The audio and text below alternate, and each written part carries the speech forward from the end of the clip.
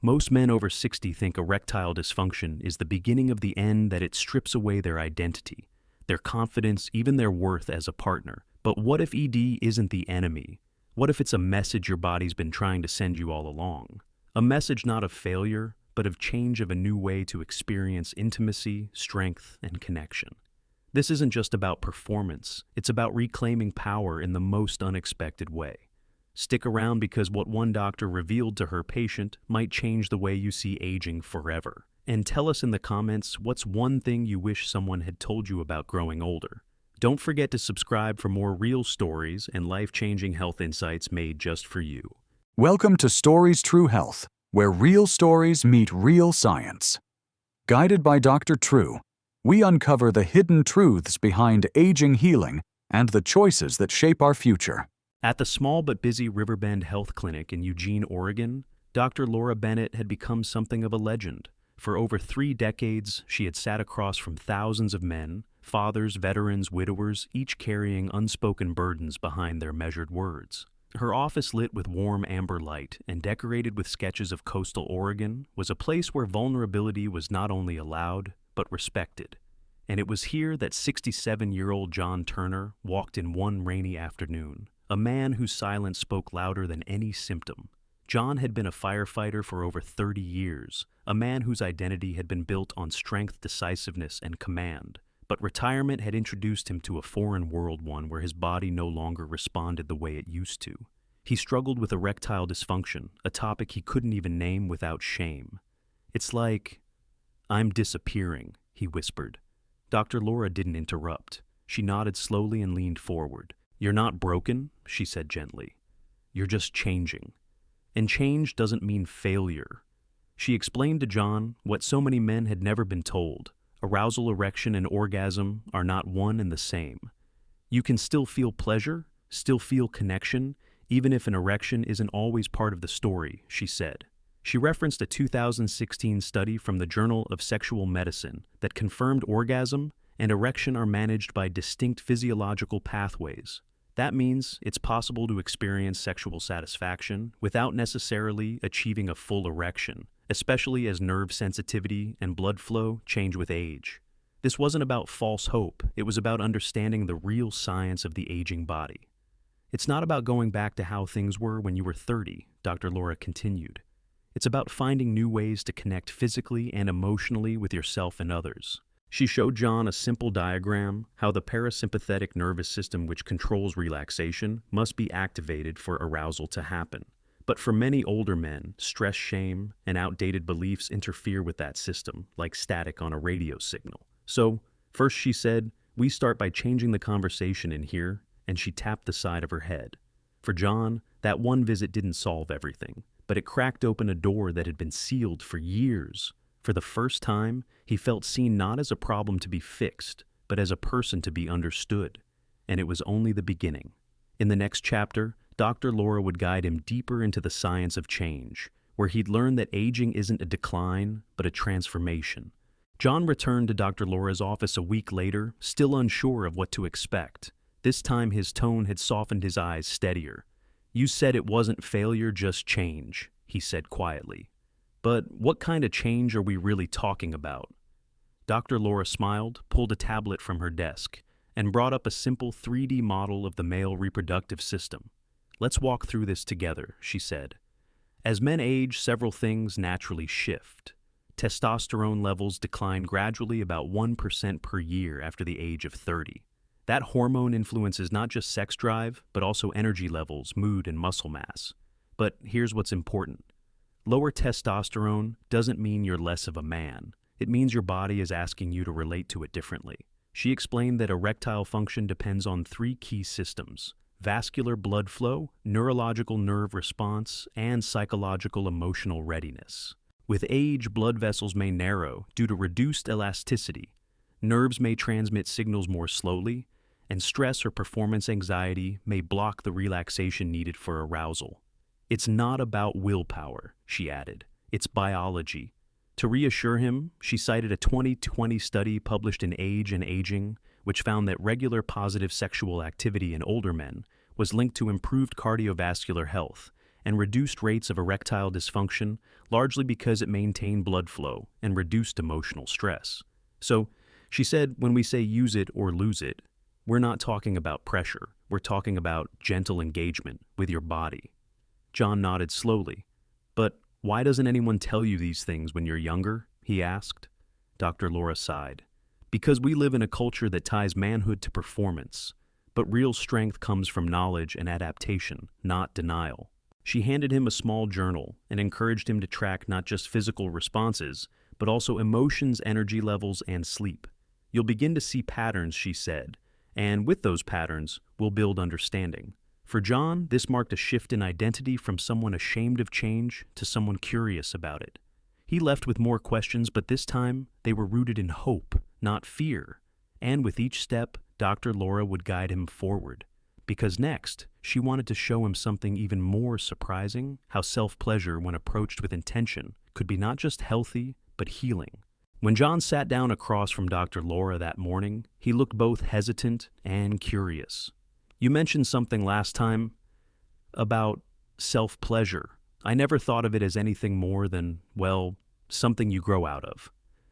Dr. Laura nodded, her tone gentle but firm. That's exactly the problem, John. Our culture often paints masturbation as immature or shameful. But for older adults, especially men over 60, it can be a vital tool for health and connection. She leaned back and explained that masturbation isn't just about release, it's about maintaining circulation, stimulating the nervous system, and staying emotionally connected to one's body. Think of it like stretching your joints or taking a walk, she said. It's movement. It keeps everything from stagnating. She pulled up a study published in the Journal of Sexual Medicine in 2021, which found that regular masturbation among men over 60 was linked to improved prostate health, better sleep quality, and reduced symptoms of anxiety and depression. These benefits came not only from the physical act, but also from the release of neurotransmitters like dopamine, oxytocin, and endorphins, chemicals that support mood regulation and relaxation.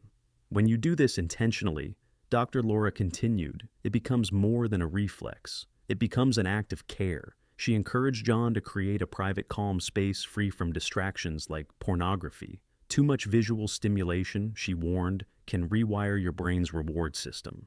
It creates a need for intensity that makes everyday sensations feel dull. She referenced a 2019 review in behavioral sciences, which showed that overuse of pornography can desensitize the brain's reward pathways and increase the risk of sexual dissatisfaction and emotional disconnection. John admitted that he'd used it occasionally, but often felt hollow afterward. Dr. Laura smiled knowingly. You're not alone. The goal is to return to sensation, breath, awareness, simple things. That's what rebuilds your connection with yourself. She suggested that instead of focusing on performance or climax, he should explore what feels good, what brings comfort, and what helps him feel grounded. This isn't about fixing, she said. It's about discovering. For the first time, John didn't feel embarrassed.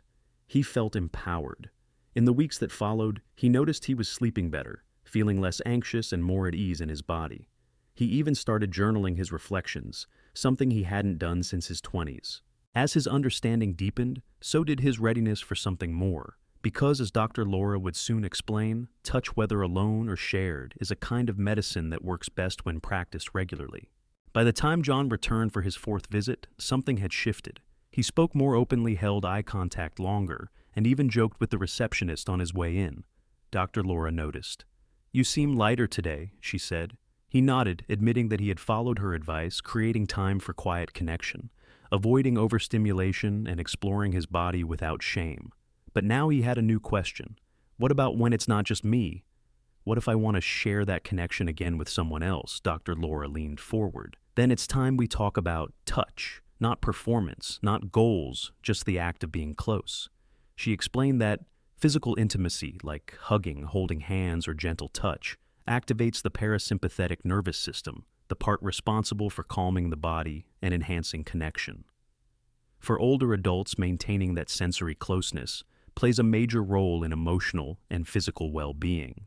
She cited a 2020 study in Archives of Sexual Behavior that found regular affectionate touch in older couples, even without intercourse, led to better cardiovascular markers, lower levels of cortisol, the stress hormone, and improved overall mood. Touch keeps the system alive, she said. Not just the genitals, but the brain, the heart, the spirit. She encouraged John to start small if he were ever in a new relationship, watching a movie side by side, exchanging back rubs, or simply sitting with someone in quiet presence. There's no scoreboard, she added. There's only experience, presence, breath.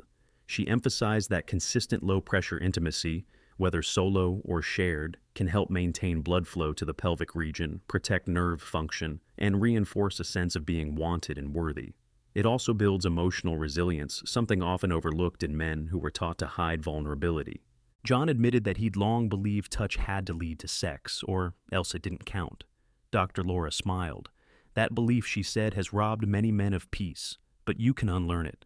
She handed him a small card titled, Ways to be Intimate Without Performance, listing things like slow dancing, shared meals, guided meditation, and even simply watching the sunrise together. These were not fallback options. They were legitimate forms of connection. John left that day feeling like he had been given permission to redefine the rules. Intimacy was no longer about proving anything. It was about being fully present. And as his journey neared its most personal chapter, he was ready to rewrite what manhood meant to him. When John returned for his final session with Dr. Laura, he carried a calmness that was new, not the stoic stillness he'd once used to mask discomfort, but the quiet confidence of someone who had stopped fighting his body and started listening to it. I never thought I'd say this, he said, but I feel more like myself now than I did 20 years ago. Dr. Laura smiled. That's because you finally let go of who you thought you had to be. She explained that manhood after 60 isn't about physical performance, wealth, or control. It's about presence, wisdom, and connection. The real power, she said, is in knowing yourself deeply and choosing to live with intention. She pointed to a 2018 study in Psychology of Men and Masculinity that found men who redefined masculinity to include emotional expression, self-care, and relational depth reported significantly higher life satisfaction and lower rates of depression than those who clung to rigid gender norms. The old model of manhood, Dr. Laura said, was built for survival. But now, you're not surviving, you're evolving. John asked how he could hold on to this progress in daily life, especially when the world around him still praised the old version of masculinity. Dr. Laura offered 3 simple, powerful habits. First, check in with your body once a day, not to judge it, but to listen. Are you tense, tired? Does something feel off? This builds self-awareness and prevents emotional disconnection.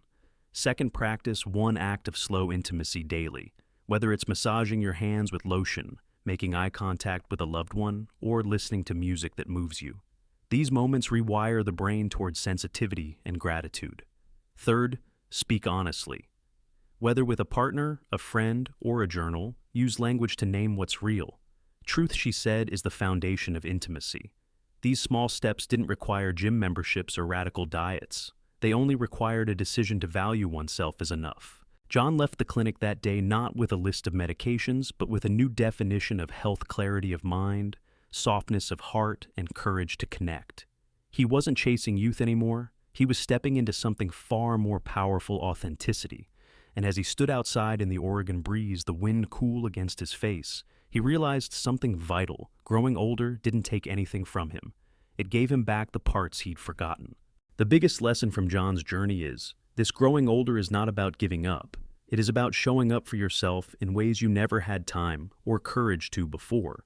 Whether it is learning to listen to your body, embracing quiet intimacy, or redefining what it means to be a man. The path to real strength begins with simple, honest attention. In everyday life, that means slowing down enough to feel, to ask what you need, and to respond with kindness instead of pressure. You do not need a prescription to try this, just a few minutes a day to reconnect with yourself. If this story moved you or made you think differently, share it with someone you care about. Leave a comment below and let us know what is 1 habit you would be willing to try this week to honor your changing body. And do not forget to subscribe for more real stories and health insights that speak directly to you.